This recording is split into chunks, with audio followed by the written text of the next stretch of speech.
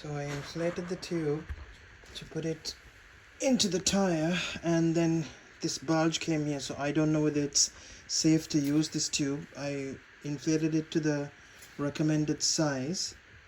The information, so wait, where is the batch code? Okay, so where is it?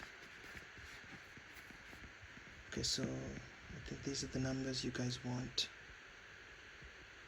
That's one number. I don't know, that's either product code or batch code. And then this is another number. Are there any other numbers on this? Nope, I think that's it. Yeah. Okay, so yeah, that's about it.